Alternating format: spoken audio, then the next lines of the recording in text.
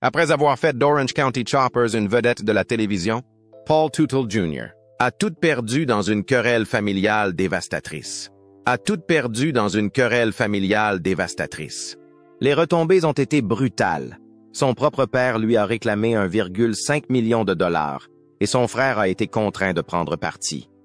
Il est arrivé un moment où Paul et son père se sont séparés, douloureusement et publiquement.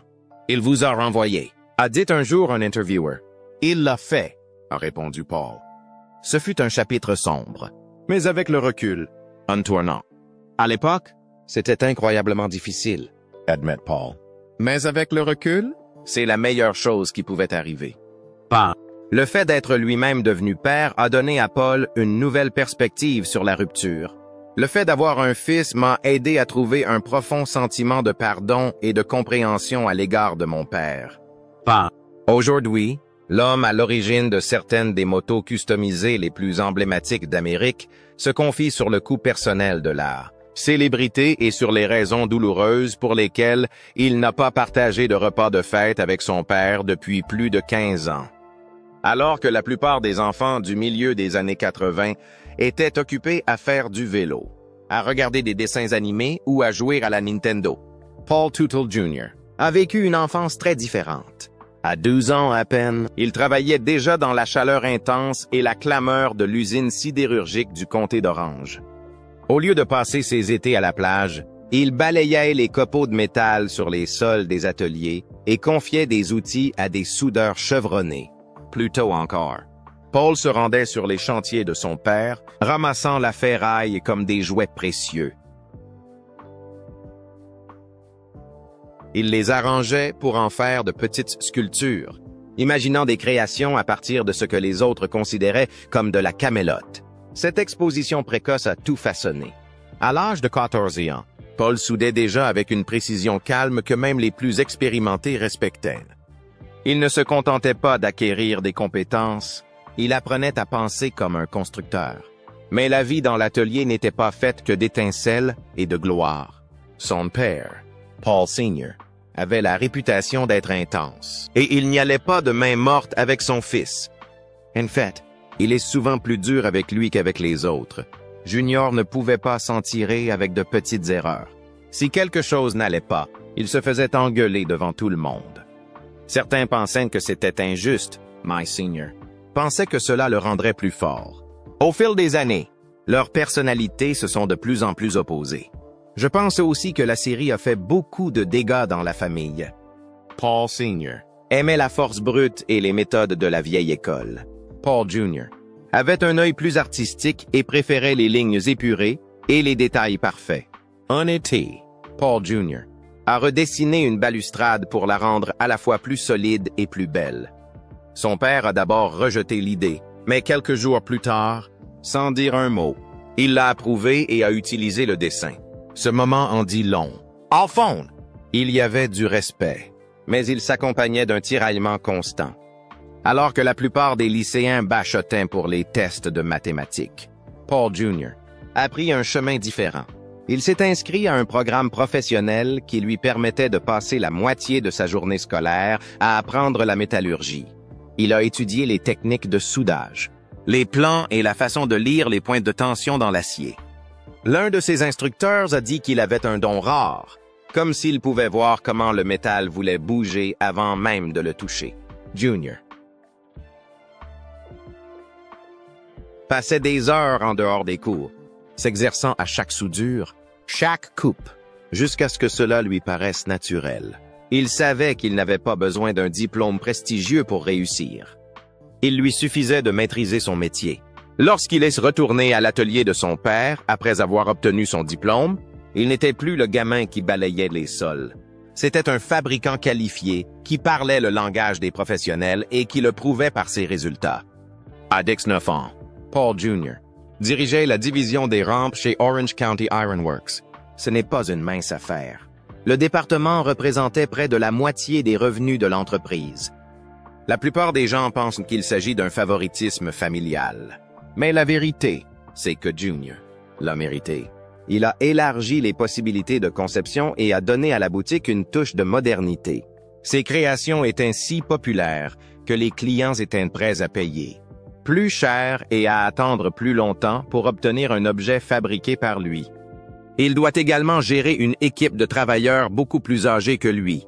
Certains d'entre eux étaient des vétérans de la guerre, d'autres étaient sceptiques au début. Mais avec le temps, même les plus durs ont admis qu'ils savaient ce qu'ils faisaient. Je pense utiliser un moteur indien.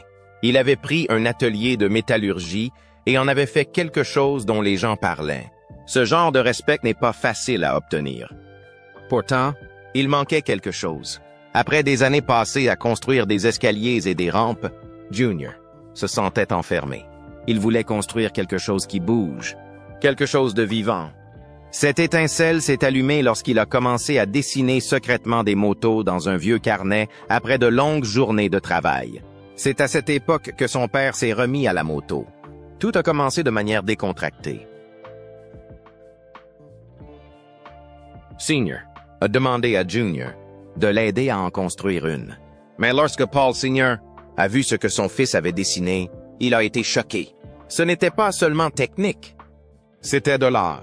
Ce jour-là, Senior a regardé son fils et lui a dit « Construisons des vélos pour de vrai, pas comme un hobby, mais comme une entreprise. » Il ne s'agissait pas seulement de motos, il s'agissait de réparer quelque chose de bien plus grand.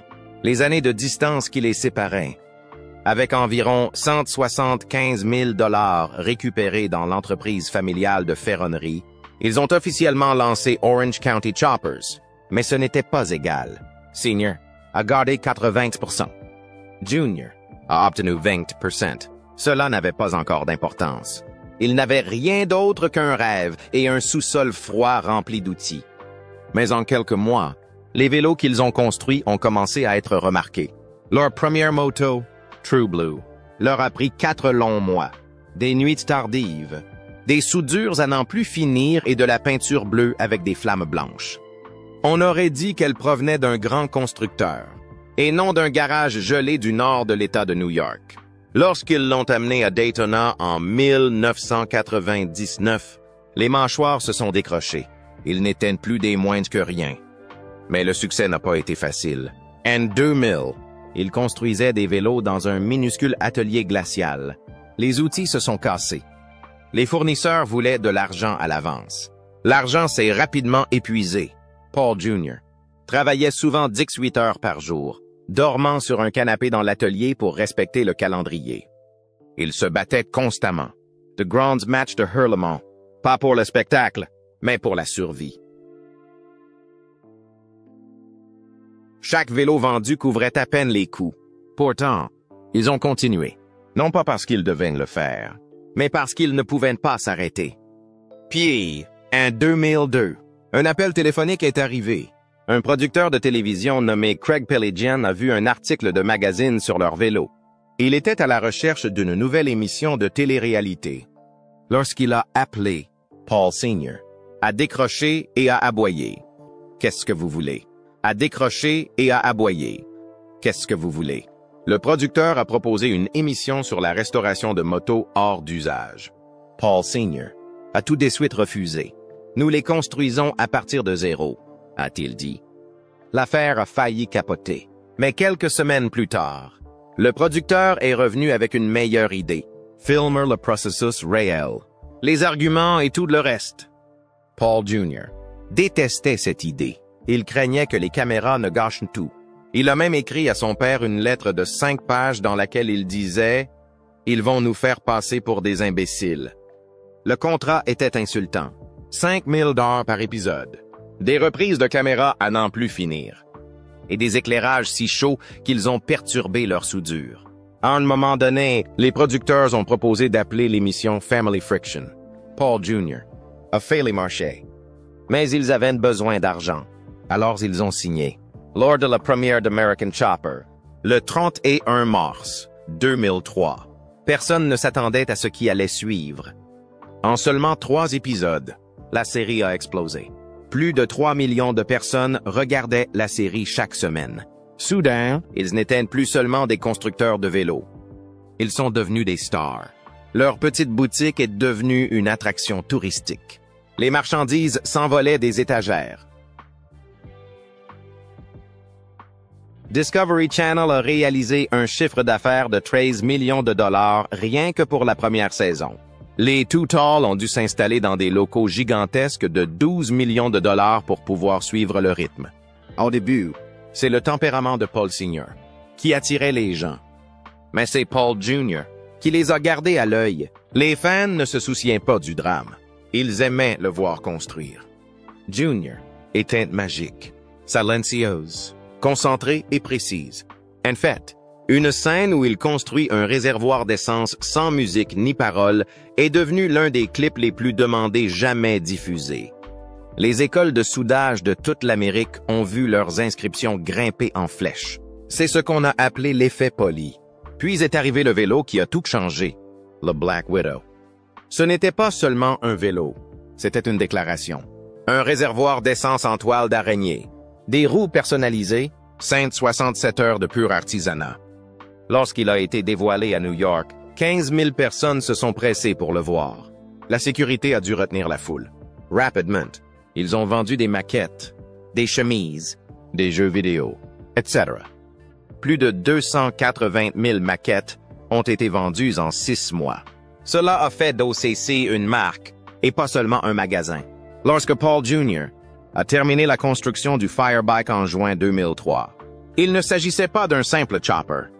Ce fut un tournant dans sa carrière. Il ne fabriquait pas seulement une moto. Il construisait un hommage aux pompiers qui ont perdu la vie le 11 septembre. Pour ce faire, chaque élément du vélo devait être porteur de sens. L'un des détails les plus importants était un véritable morceau d'acier provenant de l'épave du World Trade Center. Paul ne l'a pas confié à quelqu'un d'autre. Il l'a soudé lui-même. Le morceau de métal déchiqueté a été fixé à un support en tôle de diamant qu'il a fabriqué spécialement pour cette moto. C'était la dernière pièce et la plus émouvante. Mais ce n'était pas le seul défi. Le projet était si ambitieux qu'il a dû revoir entièrement le cadre du vélo. Il devait supporter 343 emblèmes peints à la main, un pour chaque pompier décédé. Un tel poids, à la fois littéral et symbolique, nécessitait une ingénierie sérieuse. Et lorsque le vélo a eu un accident l'année suivante, les pompiers de New York ne l'ont pas traité comme un accident normal. Ils ont réagi personnellement, en récupérant soigneusement le vélo endommagé comme s'il s'agissait d'un camarade tombé au combat. C'est dire l'importance qu'il revêtait. Aujourd'hui encore, il se trouve dans le musée du CCO. Il a participé à plus de 248 événements. Aujourd'hui encore, les gens viennent, s'émeuvent et laissent des notes personnelles et des hommages à côté. Des années plus tard, Paul Jr. reviendrait sur la douleur et la puissance du 11 septembre avec un autre projet, une deuxième moto-hommage.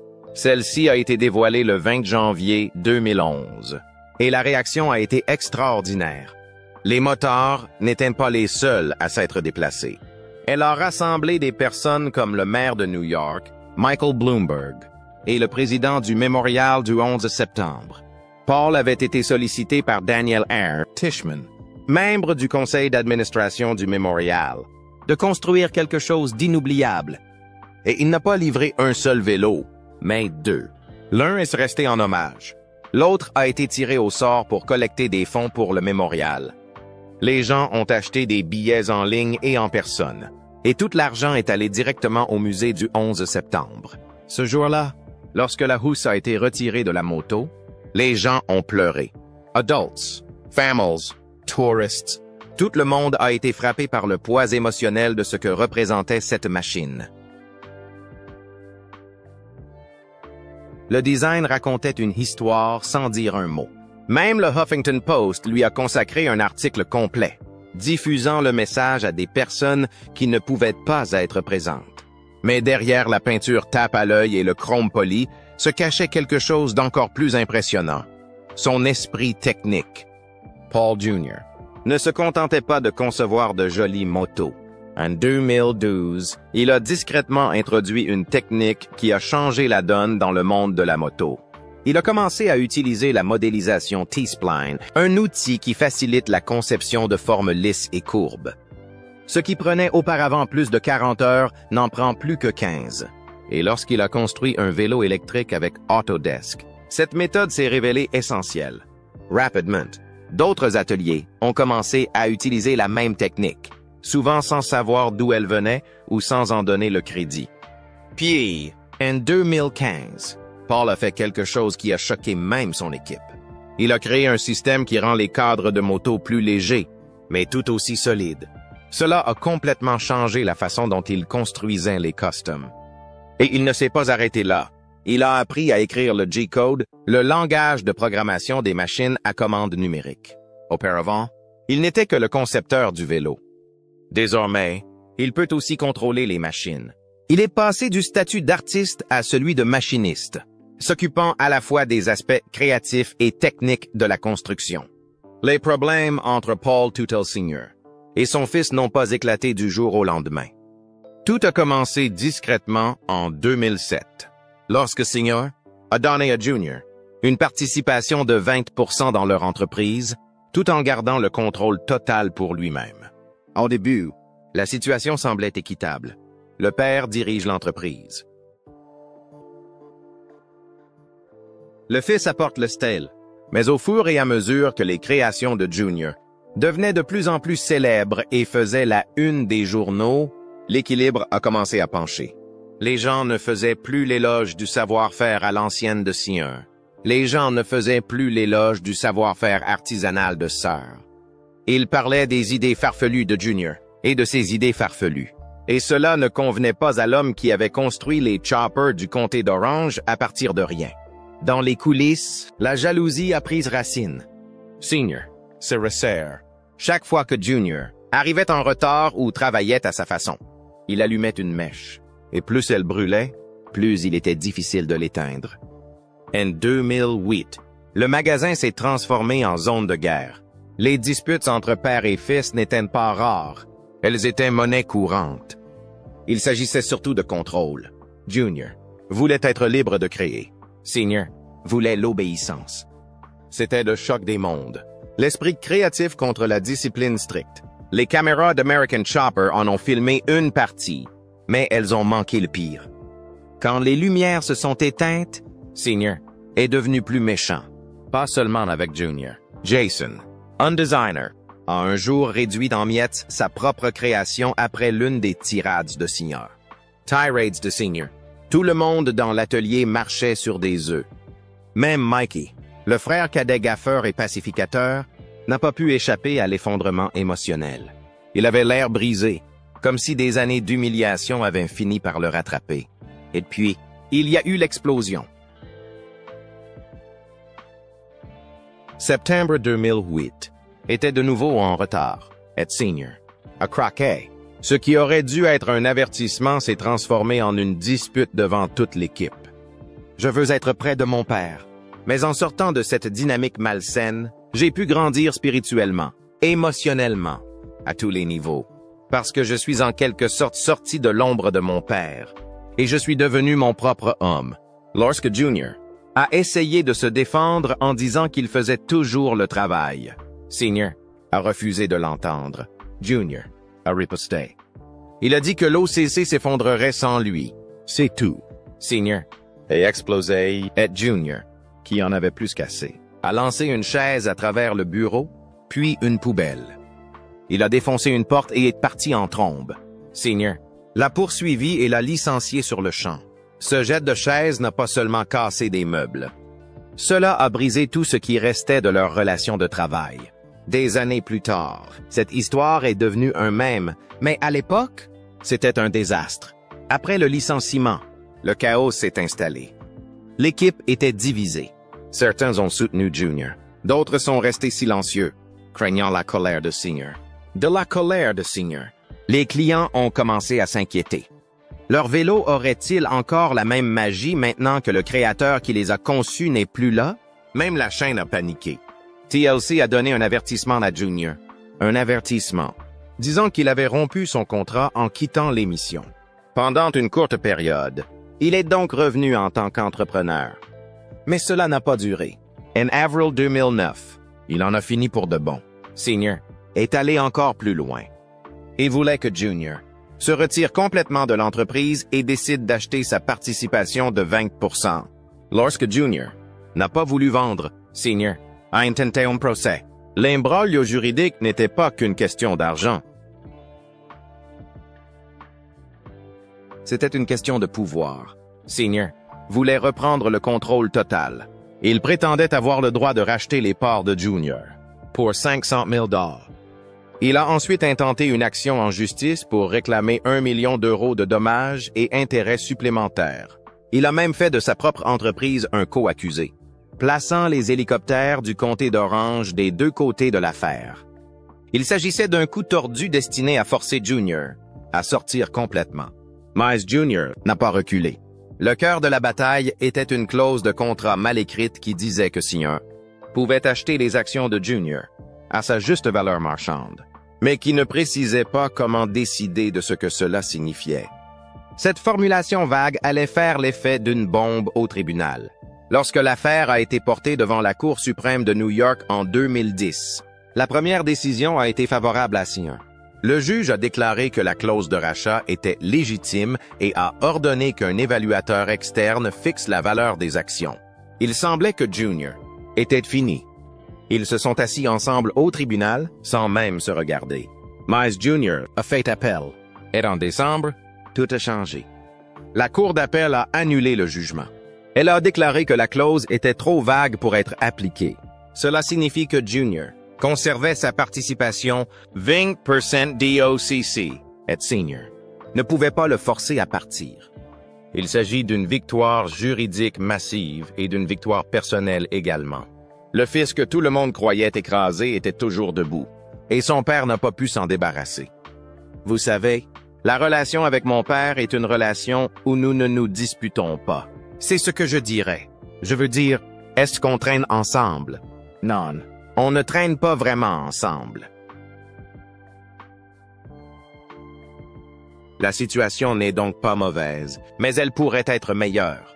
Mais ce n'est pas grave. Vous savez, parfois ces choses prennent du temps.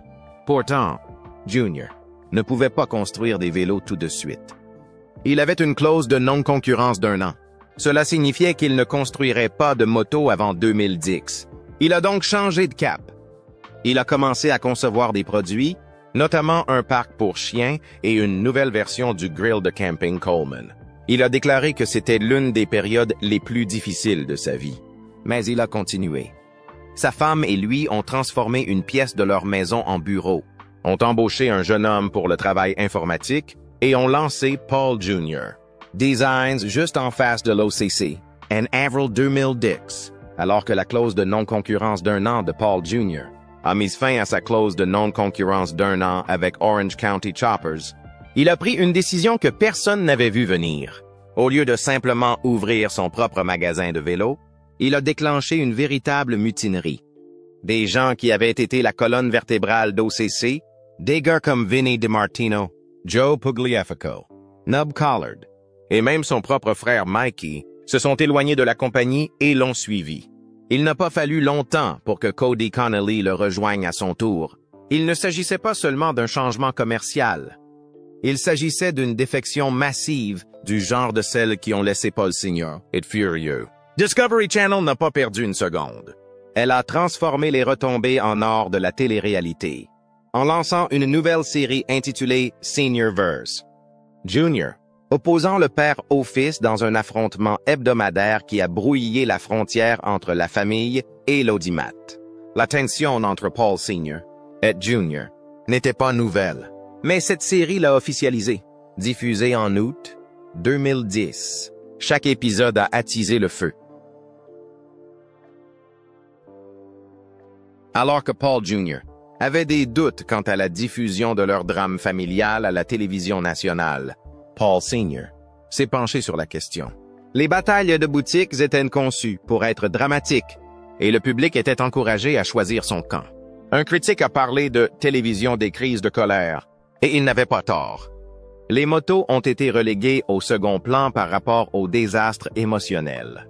Ce n'était plus un simple divertissement. Il s'agissait d'une véritable souffrance mise en scène pour la consommation publique. Pourtant, les gens ne pouvaient pas détourner le regard. Au milieu de ce chaos, quelque chose d'inattendu s'est produit. Paul Jr. a rencontré Rachel Beaster lors du tournage d'un épisode. Elle s'est présentée dans une combinaison jaune, sous le nom de McCuff Girl, et un déclic s'est produit. Ce qui a commencé sur un plateau de télévision s'est transformé en quelque chose de sérieux. Alors que les procès s'enchaînaient et que le nom des deux outils était tiré dans tous les sens, Rachel a donné à Paul Jr. quelque chose de solide. Elle possédait sa propre boutique, avait sa propre carrière et devint rapidement le calme dans la tempête. Grâce à elle, Paul a trouvé l'équilibre et, finalement, un sens plus profond de la foi qui allait remodeler tout ce qui se passait dans sa vie. Leur mariage, célébré en août 2010, aurait dû être un nouveau départ. C'était beau, grandiose, et il y avait même un gâteau à 6 étages réalisé par le patron de TLC. Mais il y avait une chaise vide que tout le monde a remarqué. Paul Sr. n'était pas venu. Il avait été invité, mais les procès et les sentiments amers étaient encore trop vifs. L'absence de son père lors de l'un des jours les plus importants de sa vie l'a frappé de plein fouet. Même avec plus de 5 invités, on sentait qu'il manquait quelque chose. Quelqu'un. Et cette absence n'était pas seulement personnelle. Elle symbolisait la profondeur de la fracture entre eux. Les années ont passé. Mais les blessures ne se sont pas refermées rapidement. Puis, en 2015, Paul Jr. est devenu père à son tour. Rachel et lui avaient eu du mal à concevoir un enfant. Et après presque 2 ans d'essai à New York, c'est enfin arrivé. Curieusement, lors d'un court voyage à Nashville, lorsque Hudson est né, Paul Jr. a déclaré que cela avait changé sa façon de voir les choses, en particulier son propre père. En tenant son fils dans ses bras, il a réalisé ce qui avait été perdu pendant toutes ces années de silence et de procès. Pour la première fois, il a commencé à comprendre ce que signifiait être père, et à quel point il avait dû être douloureux pour son propre père de le voir s'éloigner. Quelque part entre le drame de la salle d'audience et le chaos télévisé, Paul Jr. a connu une transformation discrète. Il a commencé à réfléchir plus profondément, en particulier sur sa foi. Dans une interview, il a admis qu'il n'était pas fier de la façon dont il avait vécu, même avec Rachel. Mais cela a changé après une puissante retraite spirituelle. Ils ont fait un choix audacieux. Pas d'intimité avant le mariage. Ce n'était pas facile, mais cela signifiait quelque chose pour eux deux. Finalement, il les a demandés en mariage. Cette même foi s'est perpétuée dans leur mariage et est devenue une force directrice dans la vie de Paul Jr. Il a même commencé à en parler publiquement, s'ouvrant sur son parcours et aidant les autres à trouver leur propre chemin à travers les épreuves. Avec le temps, la foi lui a donné le courage de regarder en arrière et de tendre la main à l'homme à qui il ne pouvait même pas parler auparavant. Non seulement pour lui, mais aussi pour Hudson. Car chaque fois qu'il regardait son fils, il voyait ce qu'il en coûtait de rester silencieux. Et c'est à ce moment-là que la guérison a vraiment commencé. Les batailles entre Paul Tuttle Sr. et son fils, Paul Jr., n'ont jamais été qu'une question de morsure. Elles étaient personnelles, explosives et profondément émotionnelles. Ce qui avait commencé comme une entreprise familiale s'est transformé en l'une des rivalités les plus intenses que la télé-réalité ait jamais connue. Des millions de téléspectateurs ont regardé non seulement la construction de motos personnalisées, mais aussi un père et son fils qui se déchiraient à chaque tour de clé. Leur plus grand affrontement a eu lieu en 2011, lorsque les deux hommes sont entrés dans un match de préparation télévisée qui a montré à quel point ils étaient devenus différents. Senior a opté pour son style brut et agressif habituel, tandis que Junior a construit une moto inspirée de l'avion de chasse P-50 et un Mustang.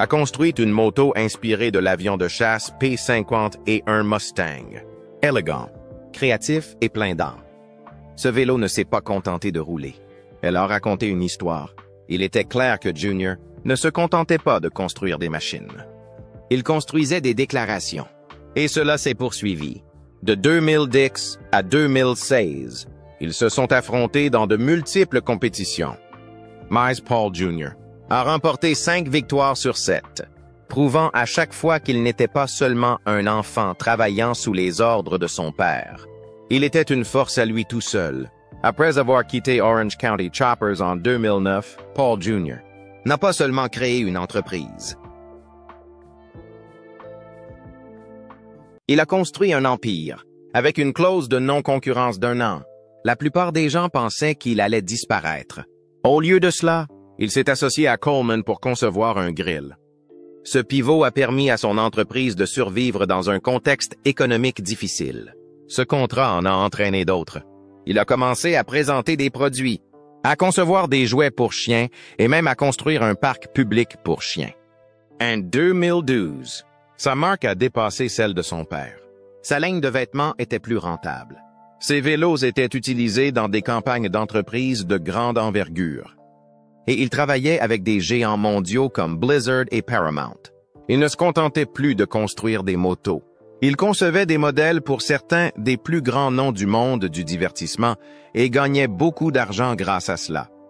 Mais même les querelles les plus froides peuvent se fissurer. En décembre 2011, le décès de Helen Tuttle, la grand-mère de Paul Jr.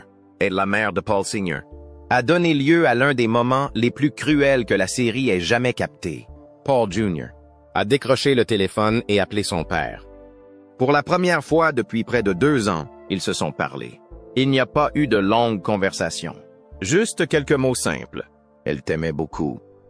Toutes mes condoléances. De l'autre côté, Senior ne savait pas comment répondre. Il a admis qu'il aurait aimé que ce soit en personne. Mais on pouvait entendre un changement dans sa voix. Derrière la colère, il y avait le chagrin et peut-être du regret. Ce moment n'a pas tout réglé, mais c'était quelque chose de réel. La réunion de 2018 entre Paul Tuttle Sr. et Paul Jr. n'était pas une avancée familiale émotionnelle. Il s'agissait d'une démarche commerciale soigneusement planifiée et poussée par des producteurs de télévision qui espéraient tirer profit d'un vieux drame.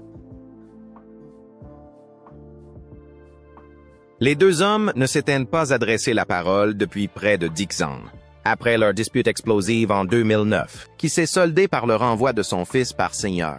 A renvoyé son fils des hélicoptères du comté d'Orange, le silence était profond. Aussi, lorsque Discovery Channel a proposé des retrouvailles, il ne s'agissait pas d'une guérison.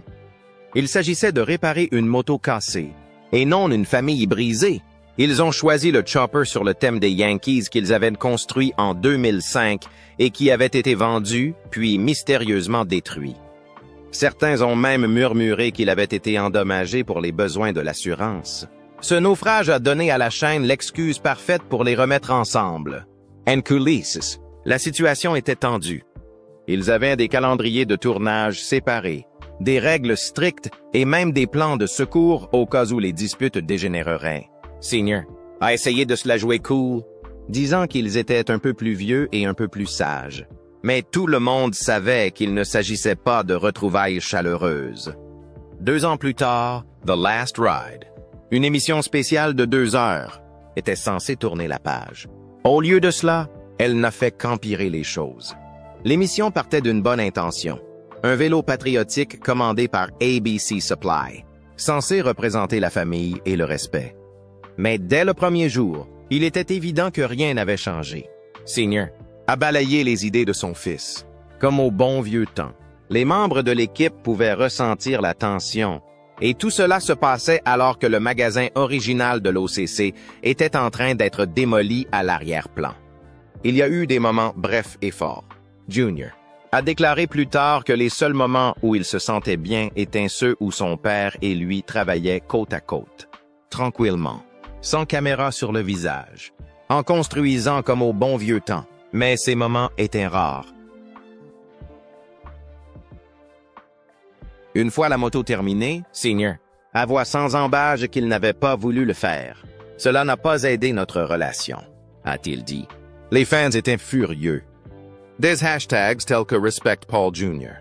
ont commencé à se répandre, les gens dénonçant l'attitude froide de Senior et l'attitude froide de ce dernier. Malgré ce que disent les publicités, ils ne sont plus proches, même pas un peu. En 2025, ils mènent des vies complètement séparées. Le seul moment où ils se parlent, c'est lorsqu'ils sont obligés d'acheter des contrats de production. De 2018 à 2023, ils ont travaillé sur quelques vélos ensemble, mais des personnes proches de l'émission affirment que tout cela n'était que pour les caméras. Junior a récemment confirmé dans un podcast que son père et lui n'ont pas partagé de repas de fête depuis plus de 15 ans, même après la naissance de son fils. Leurs entreprises sont également séparées. Senior dirige toujours Orange County Choppers. Junior a fait de Paul Jr. Designs en une marque de 14 millions de dollars, avec des vêtements et des contrats de licence. Les deux hommes semblent admettre que le fait de travailler ensemble a ruiné leur relation. Et ni l'un ni l'autre n'est prêt à revenir sur cette voie. Aujourd'hui, ils sont sous les mêmes feux de la rampe, mais pas dans le même monde. Et maintenant, Junior est prêt à parler. En février 2025, il a annoncé la publication en octobre d'un nouvel ouvrage intitulé « Given the Opportunity ». Mais cette fois-ci, il ne s'agira pas d'une histoire bien ficelée pour la télévision. Les initiés disent qu'elle sera crue et brutalement honnête. Il devrait révéler plusieurs incidents qui ont été coupés dans American Chopper, notamment une bagarre en 2008 qui a failli dégénérer.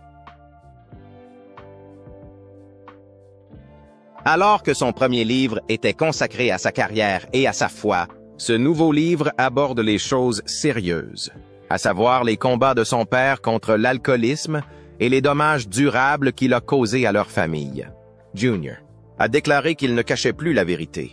Il pense que le fait de la partager pourrait aider d'autres personnes ayant vécu des problèmes familiaux similaires.